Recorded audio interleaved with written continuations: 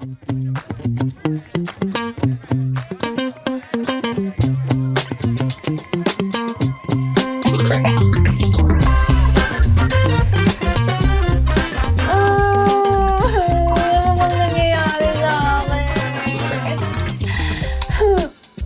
akong may sulat ng mga eksena. Ah! Oh my God. Alam ko na to. Betty, I need the full manuscript by next week. We have given you so much time already. Oh my gosh! Okay. Whew! Betty, kaya mo to. Okay.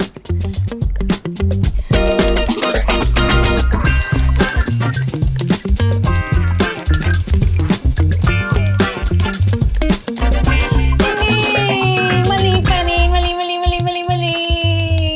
Yung hirap naman kasi makapagsulat ng mga romance na mga eksena. Hindi naman talaga ako totoong in love. Tsaka, ang hirap kaya, no? No boyfriend since birth kaya ako. Squeaky, my baby. Buti na lang nandyan ka. Kasi ikaw na lang talaga yung natitirang inspirasyon ko. Squeaky? Are you okay? Oh my God, nasa-stress ka rin! Squeaky, okay ka lang ba? Hayaan mo, maghahanap tayo ng vet, ha? Diba? Yeah. Oh. Kakainin. Ay, naku. Kaya ang hirap ngayon magka-jowa eh.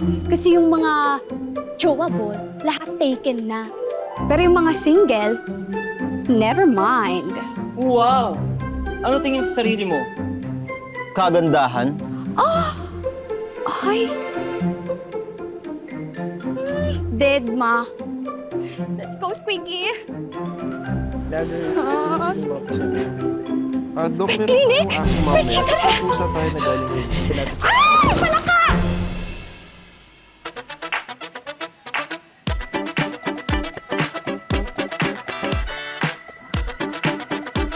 Miss, okay ka lang? Yes po, okay lang po. Doc? Iñaki Robles. Doc Iñaki Robles?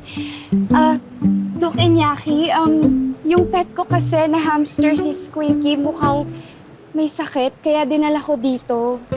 Okay, ganun ba? Sige, Lander, pakikuha mo na tong hamster para ma-check up natin mamaya, ha? Okay, Dok. Okay. Thank you.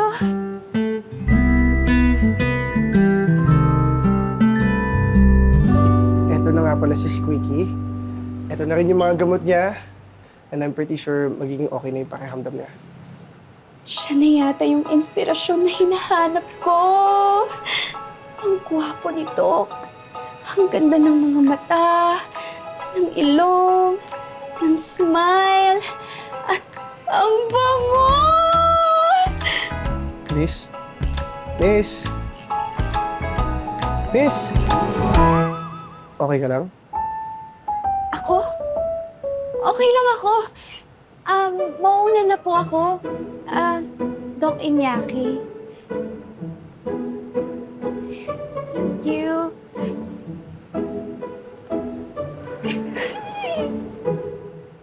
Miss, wait.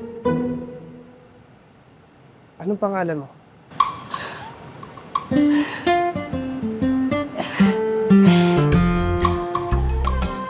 Betty!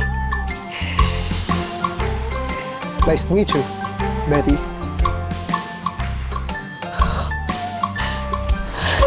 Nice to meet you, Doc Iñaki.